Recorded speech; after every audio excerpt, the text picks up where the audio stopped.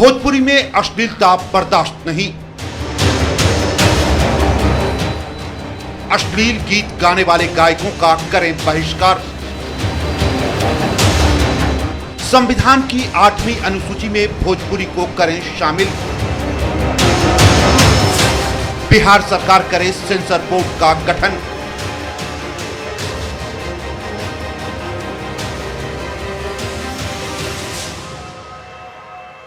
Mask लगाएं, sanitiser का उपयोग करें।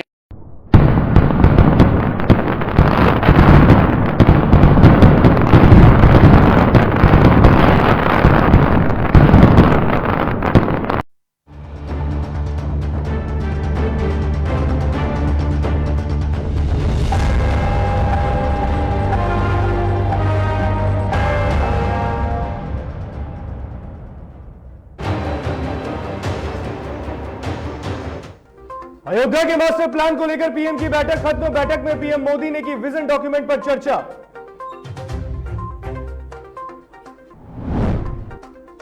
डीटीवी भारत से राजद नेता श्याम रजक ने की खास बातचीत। कहा बिहार के हित के लिए साथ आ सकते हैं तेजस्वी चिराग। 4 घंटे की बारिश ने खोली सरकार की तैयारियों की पोल। बारिश के पानी से डूबा डिप्टी सीएम रेणु देवी का आवास। राजधानी पटना में दिल्ली से भी महंगा हुआ पेट्रोल। 100 के पार पहुंची कीमत। बढ़ते महंगाई से जनता त्रस्त।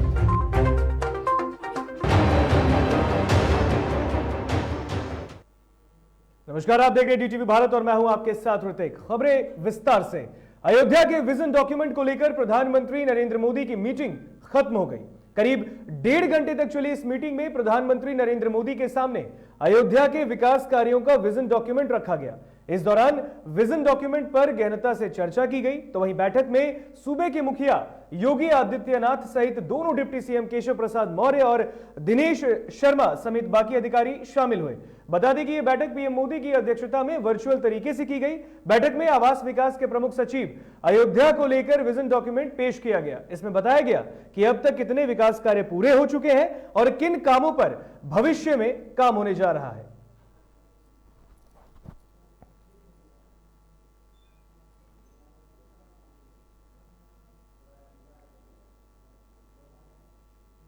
और बिहार के राजनीतिक समीकरण का बदलना अब तय माना जा रहा है। तेजस्वी यादव और चिराग पासवान एक साथ आने के संकेत लगातार मजबूत हो रहे हैं। आरजेडी की तरफ से एक बड़ा बयान भी सामने आया है। आरजेडी महासचिव श्याम रजक ने कहा कि बिहार के हित के लिए तेजस्वी चिराग साथ आ सकते हैं। उन्होंने कहा कि चिराग पासवान से आरजेडी नेताओं की लगातार बातचीत हो रही है। श्याम रजक से बातचीत की हमारे सहयोगी अभिषेक ने। तो उसी दिन हो गया जिस दिन नीतीश कुमार जी जो नंबर 3 की पार्टी थी वो सत्ता में बैठ गई और जिस तरह का उनके जो इलाई है उसके अंदर जो घमासान छुटा हुआ है वो घमासान इस बात को आगाज़ दे रहा है कि वो आज नहीं कल किसी समय वो धड़धड़ा करके ताश के पत्ते की तरह गिरेगी। ताश के पत्ते का महल लंबा नहीं चलता है और अब तो बाढ़ आने वाला है। बाढ़ में तो और स्थिति खराब होगी, तो उनको गिरना तय है। इसमें कहीं दौरान उसमें हम लोग की बहुत बड़ी भागीदारी नहीं है। वो खुद अपने कारणों से, अपने कर्मों से, वो अपने कलह से वो टूटेंगे। जिस तरह से कालिदास पैर पर उसी पेड़ पर को काट रहे थे, डाल को जिस पर बैठे हुए थे, वही काम एनडीए के नेता लोग भी यही कर रहे हैं। अंतर्राष्ट्रीय नशा मुक्ति दिवस के अवसर पर कटिहार में प्रशासन ने जीआरपी चौक से समाहर नाले तक एक जागरूकता दौड़ का आयोजन किया। इस मौके पर एएसपी ने जागरूकता दौड़ में प्रथम, द्वितीय और तृतीय स्थान आने वाले प्रतिभागियों को सम्मानित भी किया। एएसपी ने कहा कि नशा किसी भी हालत में समाज को बुराई की ओर ले जाता है और हर किसी को नशा से बचना चाहिए। इस दौड़ में पुलिस विभाग के वरीय अधिकारियों के साथ अन्य पुलिसकर्मी भी शामिल रहे।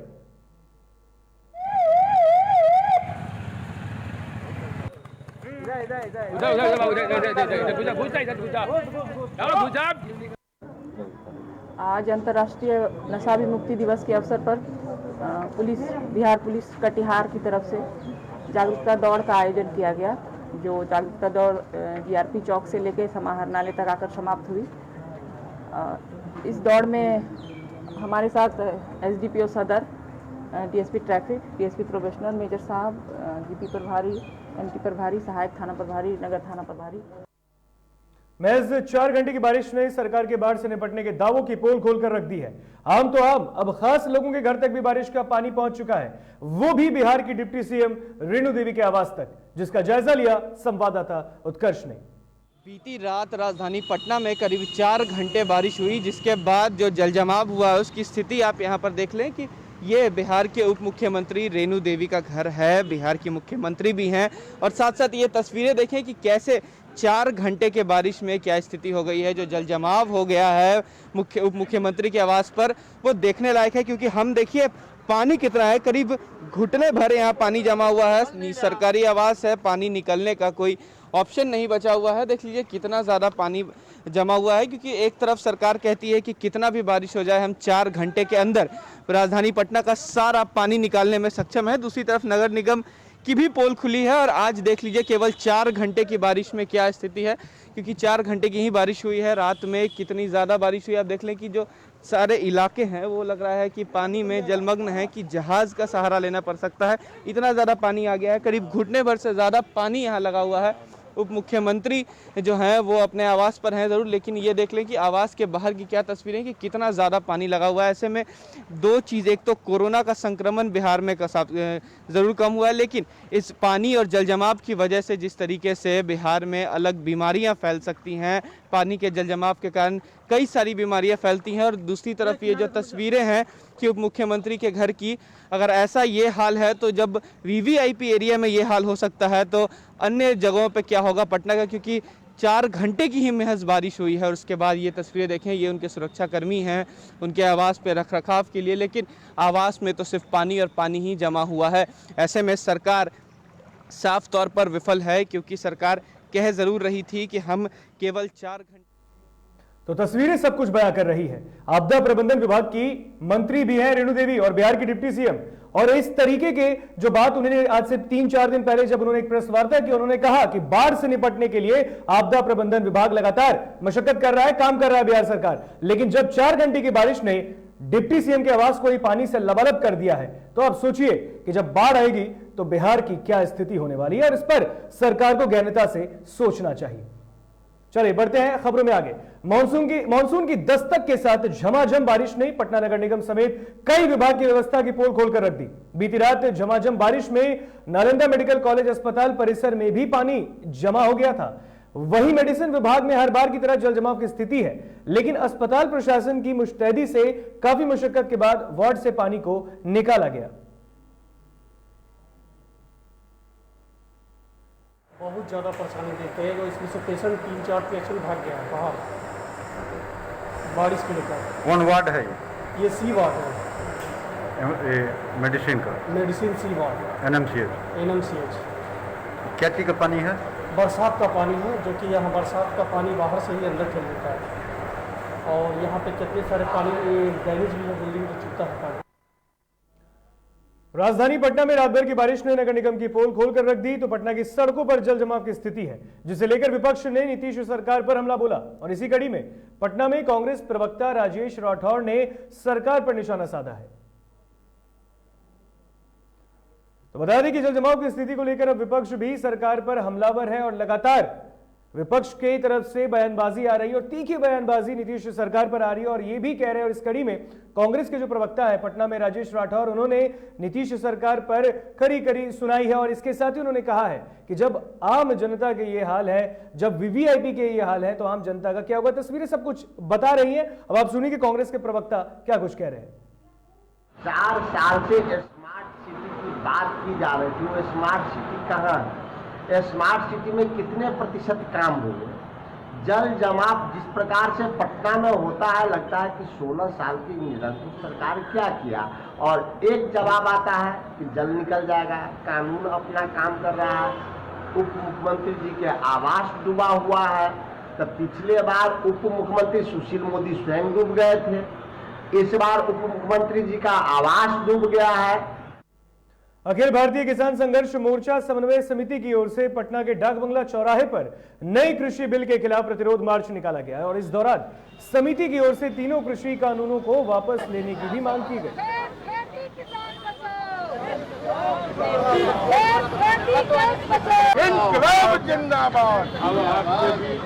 इंकलाब जिंदाबाद, सर्वप्रथम करना बंद करो। कि आज संयुक्त किसान मोर्चा ने छोटे से ब्रेक के लिए, ब्रेक के बाद जल्द हाजिर होंगे।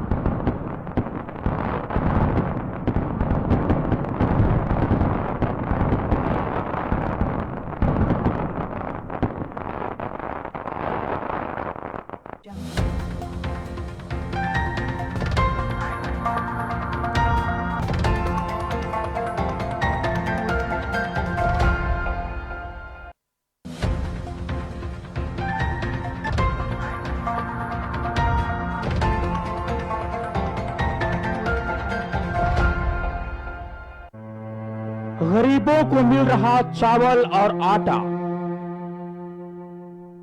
कितना सच है ये सरकारी डाटा। पेट नहीं रजिस्टर भरता है, थाली पर डकैती भला कौन करता है। राशन डीलर की मनमानी, आधी रोटी की पूरी कहानी। ऑपरेशन रोटी देखिए टीवी भारत पर शाम 6 बजे।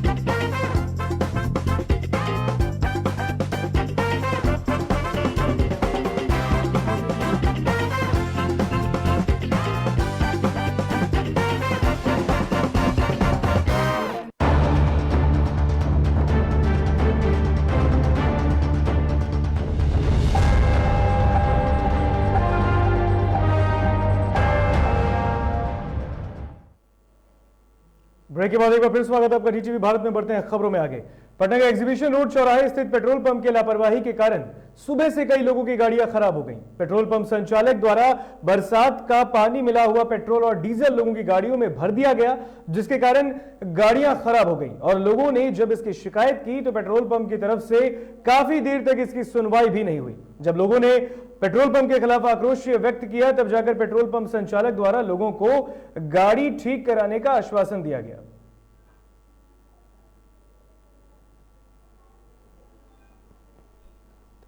तो पेट्रोल पंप की लापरवाही सामने आई है। पटना के एग्जीबिशन रोड स्थित ये पेट्रोल पंप है जहां पर बरसात के पानी को मिलाकर पेट्रोल दे दिया गया है और गाड़ियां उसकी वजह से खराब हो गई। तस्वीरों में हम साफ दिखा सकते हैं, डीटीवी भारत की एक्सक्लूसिव तस्वीर है जो हम आपको दिखा रहे हैं।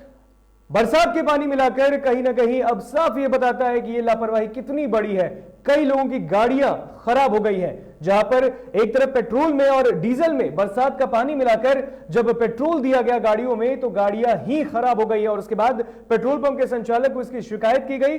घंटों शिकायत सुनने के बाद भी उनकी तरफ से कोई कार्रवाई नहीं की गई। लेकिन जब लोगों में आक्रोश व्यक्त हुआ, जब उन्होंने आक्रोश दिखाया, तब जाकर उन्होंने आश्वासन दिया है कि गाड़ियों को ठीक करा दिया जाएगा। लेकिन क्या यह आश्वासन भर ही सीमित है? गाड़ियां खराब हुई हैं। बराबर का रोज का डीजल भरा से हम समझ ना, कभी कंप्लेन ऐसा नहीं आता था, लेकिन इस बार ऐसा हुआ है कि जो भी गाड़ी डीजल भरा है, सारा गाड़ी मतलब उसमें पानी आया है। पैसा दे रहे हैं उनको बनवाने का खर्च, पानी हम लोग खुद से नहीं ना डाल दिए हैं, बारिश हुआ तो किसी कारण बस पानी घुस गया।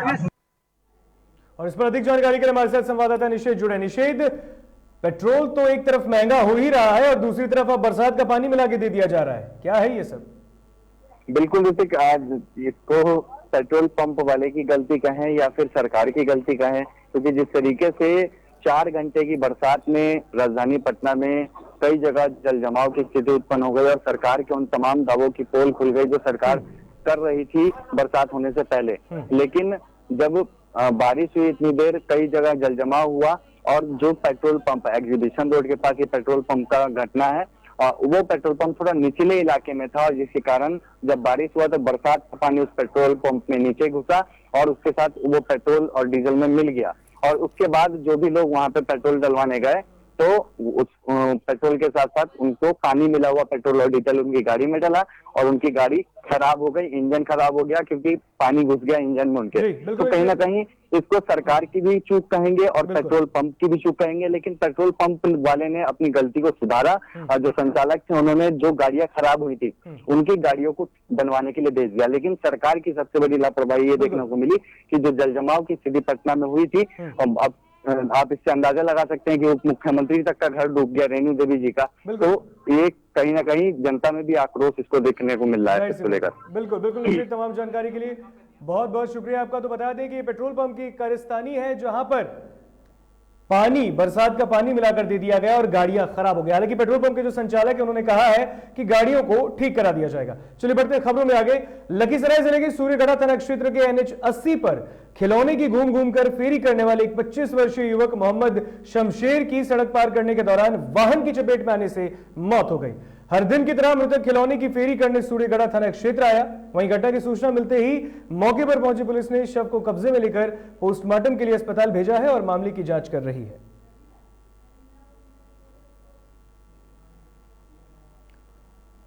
बेगूसराय के मंझौल ओपी क्षेत्र में प्राकृतिक संपदाओं का दोहन लगातार जारी है। क्षेत्र में रात के अंधेरे में पेड़ों की धड़ल्ले से कटाई चल रही है। ताजा मामला बूढ़ी गंडक नदी के पास का है, जहां सालों से लगा शीशम का पेड़ कटा हुआ पाया गया। क्षेत्र में यह घटना कोई पहली बार की घटना नहीं है। कांवर परिक्षेत्र में चोरी छिपे काष्ठीय पेड़ों की कटाई की जाने वाली ऐसी घटनाएं आम हो गई हैं। अब जरूरत है वन विभाग के इस ओर संज्ञान लेने की। हुआ था कट के जी, और इसको किसी के सूचना अनुसार हम लोग आए यहाँ और देखे, लेकिन हम लोग छानबीन कर रहे हैं कि किसके द्वारा ये पेड़ काटा गया है। मिलते ही उनको केस किया जाएगा। अच्छा। और इस पेड़ को कटिंग करा करके डिपो में भेज दिया गया है। 30% नीचे का हिस्सा गया है क्या? 30% लगभग नहीं है, 70% हम लोग ले चुके हैं। सुपौल नगर परिषद वार्ड नंबर 24 में गैस सिलेंडर रिसाव से आग लग गई, जिससे घर में रखा सारा सामान जलकर खाक हो गया। आग इतनी भयानक लगी कि दमकल कर्मियों को आग बुझाने में घंटों मशक्कत करनी पड़ी। पीड़ितों के मुताबिक इस आगलगी में करीब 3 से 4 लाख रुपए का नुकसान हुआ है। प्लास्टिक सिलेंडर में आग लगी हुई थी, जो घर में था डबल सिलेंडर में आग लगी हुई थी और उसके बाद आए हम लोग कंट्रोल पाए हैं। पूरी तरह से काबू में आ गए। पूरी तरह से काबू में आ गए। समस्तीपुर के रजौसी गांव में जमीनी विवाद में 2 पक्षों में जमकर मारपीट हुई, तो वहीं मारपीट के दौरान कई राउंड गोलीबारी भी हुई, जिससे एक युवक जख्मी हो गया, जिसे आनंद फानन में इलाज के लिए अस्पताल लाया गया है, जहां उसकी स्थिति गंभीर बनी है। वहीं इस घटना के बाद से इलाके में दहशत का माहौल है। बेगूसराय में एक दैनिक अखबार के पत्रकार से कुछ असामाजिक तत्वों ने हमला कर घायल कर दिया है, जिसके बाद पीड़ित न्याय की गुहार लगा रहे हैं। बता दें कि इससे पहले भी बेगूसराय में ऐसी घटना सामने आ चुकी है। और बता दें आपको, वैश्विक महामारी कोरोना से एक और आम जनजीवन अस्त व्यस्त हो गया तो वहीं कईयों का रोजी रोजगार भी छीन गया है। दूसरी ओर इस महामारी में पीड़ित लोग अपने जनप्रतिनिधि को ढूंढ रहे हैं, उनसे मदद की गुहार लगा रहे हैं, लेकिन जनप्रतिनिधि हैं जो क्षेत्र छोड़कर ही गायब हो गए। इसी कड़ी में राजधानी रांची से सटे इलाके खिजरी विधानसभा क्षेत्र में जनता से अपने विधायक की तलाश के लिए पोस्टर चस्पा किया गया है। दरअसल इस खिजरी विधानसभा क्षेत्र के विधायक राजेश कश्यप हैं, जिन्होंने अपने क्षेत्र के लोगों का हाल तक नहीं जाना, जिससे नाराज जनता ने अपने विधायक की तलाश शुरू कर दी है, जिसे लेकर अब विपक्षी दल ने भी हमला बोलना शुरू कर दिया है। विधायक राजेश कश्यप जी का जो पोस्टर पूरे तरीके से उनके क्षेत्र में चिपकाया गया है, उसमें साफ है कि वो अपने क्षेत्र में दिखते नहीं है, जनता की समस्याओं के प्रति वो सजग नहीं है। पर सिर्फ उनकी बात नहीं करें, अभी महागठबंधन के जितने घटक दल हैं उनके सारे विधायक ऐसा लगता है कि गायब हो गए हैं जनता के बीच से और अपने गेटिंग सेटिंग में लगे हैं। देवघर में एम्स के उद्घाटन को लेकर राजनीति तेज हो गई है, जिसको लेकर बीजेपी सांसद निशिकांत दुबे पर गंभीर आरोप लगाते हुए महागठबंधन के नेताओं ने चुनौती भी दे दिया। आपको बता दें कि संथाल परगना क्षेत्र के लिए साल 2013 में एम्स की स्थापना की स्वीकृति दी गई, जिसका निर्माण 2016 से शुरू हुआ और अब बनकर तैयार है, लेकिन इसके उद्घाटन को लेकर तू-तू मैं जारी है। यह अस्पताल केंद्र सरकार के द्वारा तैयार किया गया है, जिसके बाद रेगुलर निदेशन होने के कारण एग्जीक्यूटिव डायरेक्टर ने मुख्यमंत्री से मिलकर उद्घाटन की स्वीकृति मांगी थी और कोरोना काल को देखते हुए उद्घाटन कार्यक्रम को वर्चुअल तरीके से तय किया गया, लेकिन कार्यक्रम स्थगित होने से राजनीति भी तेज हो गई है। अस्पताल का उद्घाटन 26 जून को होना था, लेकिन 24 जून को एक जारी कर कार्यक्रम को अपरिहार्य कारणों से स्थगित कर दिया गया है। मैं निशिकांत को चुनौती देता हूँ। कहाँ नहीं बुलाया? एम्स जो उद्घाटन होगा, जमीन हमारा है, सब कुछ हमारा है। तो धमकी देखे के है कि नहीं, हमको नहीं बुलाएगा तो ईंट से ईंट बजा देंगे, तो वहाँ इरफान सारी खड़ा रहेगा, याद रखिएगा। तो उनकी शिकायत हर्षवर्धन से भी की गई, जो स्वास्थ्य मंत्री हैं। मैं कहना चाहता हूँ, हमारे माननीय मुख्यमंत्री जी सक्षम हैं उद्घाटन करने के लिए। जमीन हमारा है, अब आप ऊपर से हवा ट्वीट के माध्यम से कहिएगा कि नहीं हम जाके वहाँ नहीं होने देंगे। दिखाइए गर्मी, देखते कितना गर्मी है। मैं निश्चित में इतना ही, हमें दीजिए इजाजत, लेकिन जाने से पहले हम आपको इस खास इंटरव्यू को दिखाते हैं जो हमारे सहयोगी अभिषेक ने राजद के महासचिव श्याम रजक से मुलाकात कर उन्होंने जो बात की है और जो बिहार में बातें उन्होंने कही है कि हो सकता है कि आने वाले वक्त में बिहार में तेजस्वी के साथ चिराग आ जाए। क्या कुछ कह रहे हैं इस पर, आप इस इंटरव्यू को सुनिए। सुप्रीमो लालू प्रसाद यादव दिल्ली में हैं, तेजस्वी यादव तो दिल्ली में हैं ही, और आप भी जो हमारे पास जानकारी है दिल्ली में खूब रहे हैं, 2-4 दिनों तक रहे हैं दिल्ली में। वाकई स्क्रिप्ट लिख ली गई है, ये दावा रहा है आरजेडी का कि खेल होगा। तेजस्वी यादव का बयान आया, इस सवाल में थोड़ा आप हमको समझा दीजिए, हमारे दर्शकों को समझा दीजिए। खेल तो उसी दिन हो गया जिस दिन नीतीश कुमार जी जो नंबर 3 की पार्टी थी वो सत्ता में बैठ गई, और जिस तरह का उनके जो इलाई है उसके अंदर जो घमासान छुटा हुआ है, वो घमासान इस बात को आगाज दे रहा है कि वो आज नहीं कल किसी समय वो धड़धड़ा करके ताश के पत्ते की तरह गिरेगी। ताश के पत्ते का महल लंबा नहीं चलता है, और अब तो बाढ़ आने वाला है, बाढ़ में तो और स्थिति खराब होगी, तो उनको गिरना तय है, इसमें कहीं दौरान उसमें हम लोग की बहुत बड़ी भागीदारी नहीं है। वो खुद अपने कारणों से, अपने कर्मों से, वो अपने कला से वो टूटेंगे। जिस तरह से कालिदास पैर पर उसी पेड़ पर को काट रहे थे, डाल को जिस पर बैठे हुए थे, वही काम एनडीए के नेता लोग भी यही कर रहे हैं, उसकी पुनरावृत्ति कर रहे हैं। चिराग पासवान की तरफ आप लोगों ने, आरजेडी ने दोस्ती का हाथ बढ़ा दिया है, तेजस्वी यादव ने दोस्ती का हाथ बढ़ा दिया है। खबर है, आप इसको कंफर्म करेंगे कि 5 जुलाई को रामविलास पासवान की जयंती है, और रामविलास पासवान की जयंती या फिर श्रद्धांजलि सभा आरजेडी मनाने जा रही है, और इसको लेकर बाकायदा चिराग पासवान का बयान भी आया है एक टेलीविजन चैनल पर। उन्होंने कहा है कि देखिए, अगर आरजेडी ऐसा करने जा रही है तो हम आरजेडी को धन्यवाद देंगे। हमारे पिता के बहुत अच्छे संबंध लालू प्रसाद यादव से रहे हैं, और अब उनकी अगली पीढ़ी यानी तेजस्वी यादव भी हमारे पिता को सम्मान दे रहे हैं, तो अच्छी बात है। तो ये श्रद्धांजलि सभा निश्चित रूप से रामविलास पासवान जी लोजपा के नेता हो सकते हैं, थे, लेकिन वो जिस सवाल को लेकर लालू यादव लड़ते थे, गरीबों, मजलूमों की, सामाजिक न्याय की, सांप्रदायिक सद्भाव की, उस लड़ाई के एक बड़े वाहक भी रामविलास जी रहे हैं।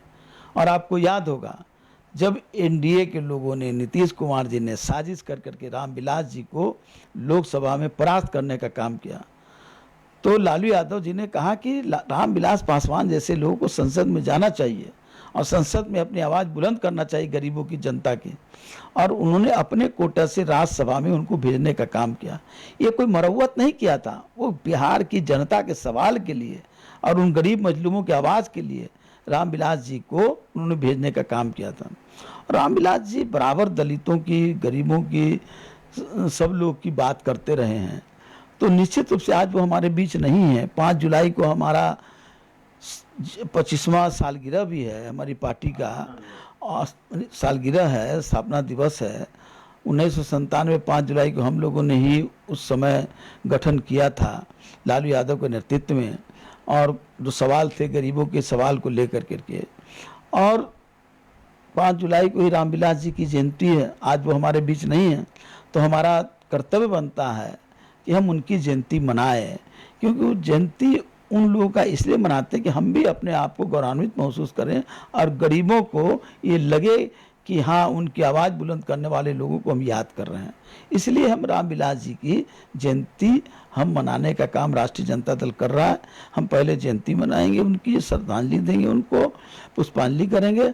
उसके बाद 11 बजे हमारा पार्टी दफ्तर में दीप जला करके तेजस्वी जी और दिल्ली में लालू यादव जी दीप जला करके उद्घाटन करेंगे। उसके बाद उसका कार्यक्रम चलेगा। पहले रामविलास पासवान की जयंती मनेगी, उसके बाद पार्टी का स्थापना दिवस का कार्यक्रम। निश्चित निश्चित निश्चित। एक सवाल यह भी है सर कि 5 जुलाई को रामविलास पासवान की जयंती है और उसी दिन से चिराग पासवान अपनी आशीर्वाद यात्रा भी शुरू करने जा रहे हैं। सिर्फ आरजेडी रामविलास पासवान की जयंती मनाएगी या चिराग पासवान के आशीर्वाद यात्रा में भी उनके साथ है? नहीं, आशीर्वाद यात्रा उनकी अपनी पार्टी का है, उसमें हम लोग को कोई मतलब नहीं है। लेकिन मैं इस बात को मजबूती के साथ पूरे हर तरह से सक्षम होकर के कह रहा हूँ कि चिराग पासवान जी के साथ जो रामविलास जी का जो वोट बैंक था, जो उनके अनुयायी थे, जो उनके प्रति जो आकर्षण था जिन लोगों का, वो सब लोग चिराग पासवान जी के साथ हैं। लाख एनडीए के लोग तोड़ने की कोशिश करें, ये हनुमान अपने आप को साबित करने में लगे हुए थे, लेकिन उन्हें हनुमान को इतिहास भी रहा है कि हनुमान कभी सत्ता में भागीदार नहीं रहा है, हनुमान सेवक रहा है। इनको भ्रम था कि हमको सत्ता में भागीदार देंगे, तो सत्ता में भागीदार की जब बात किए तो इनको एकलव्य बना दिया, इनका अंगूठा काट करके इनको पार्टी तोड़ दिया। तो इनको भी इस बात का एहसास हो रहा है, तो वो अब जनता के बीच जा रहे हैं। तो मेरी शुभकामना है कि वो उसमें सफलता प्राप्त करें, क्योंकि जनता आकर्षित है उनके लिए। चिराग पासवान तेजस्वी यादव को अपना छोटा भाई कहते रहे हैं। बिहार की सियासत में छोटे भाइयों और बड़े भाइयों की दोस्ती दुश्मनी खूब चर्चित रही है। राजद सुप्रीमो लालू प्रसाद यादव और नीतीश कुमार भी छोटे भाई बड़े भाई हैं। इनको बिहार ने देश ने साथ आते देखा है, अलग होते देखा है। क्या चिराग पासवान और तेजस्वी यादव एक साथ आते दिखेंगे? एक अनुभवी राजनीतिज्ञ के तौर पर श्याम रजक क्या देख रहे हैं आने वाले दिनों में? आज पूरा देश कड़ा रहा है और बिहार तो संक्रमण की दौर से गुजर रहा है, चाहे आर्थिक रूप से हो, सामाजिक रूप से हो, शैक्षणिक रूप से हो, या जो न्यायपालिका में जिस तरह से उनके साथ अन्याय हो रहा है, इन सारे सवालों को लेकर के पूरी जनता जो है वो अपने नज़र टिकाए हुए है कि कौन हमारे सवालों को लेकर सड़क पर आएगा। तेजस्वी जी के नेतृत्व में महागठबंधन आगे आया हुआ है। हम आशा करते हैं कि इस सवाल पर चिराग जी में भी वो भावना है और आने वाले समय में मेरी अपेक्षा है कि चिराग जी भी जब ये सवाल पर वो लड़ना चाहते हैं तो निश्चित ये दोनों भाई मिल करके और दोनों लोग मिल करके महागठबंधन के साथ मिल करके और इसकी लड़ाई लड़ें, क्योंकि देश को गुलाम बनाने की साजिश की जा रही है और वो बहुत निकट समय है। अगर हम नहीं चेते तो देश को गुलाम बनाने से कोई रोक नहीं सकता। चिराग पासवान ने एक और बात कही है। चिराग पासवान ने ये कहा है कि देखिए, कई दलों में हमारे मित्र हैं, बीजेपी के नेताओं से हमारी आधिकारिक बातचीत हुई है, नहीं हुई है, वैसी कोई बात नहीं है, लेकिन कई दलों में हमारे मित्र हैं, उनसे हमारी बात हुई है। क्या लालू जी से चिराग की बात हुई है, आरजेडी के बड़े नेता से चिराग पासवान की बात हुई है, आपसे चिराग पासवान की बात हुई है? देखिए, बातें लोगों की होते रहती है, राजनीति अलग है, संबंध अलग है। हमारे संबंध तो रामविलास जी के पारिवारिक संबंध रहे हैं और मैं तो उनके बहुत ही प्रगाढ़ संबंध रहे हैं, चाहे दलित सेना के सवाल पर रहे हो, चाहे उनके बहुत सारे सवाल पर, चाहे वो जब लोक दल से उनको निकाला गया था उस समय चंद्रशेखर जी के साथ जोड़ने का काम मैंने ही किया था और उनको चुनाव लड़वाया था। वो हार गए थे, लेकिन हम लोगों ने उत्तर प्रदेश से चुनाव लड़ाया था, वो हार गए थे। जगपाल सिंह जो लोक दल के थे वो जीते थे, लेकिन हमारा संबंध रहा है और वो संबंध है। पूरे प्रकरण के बाद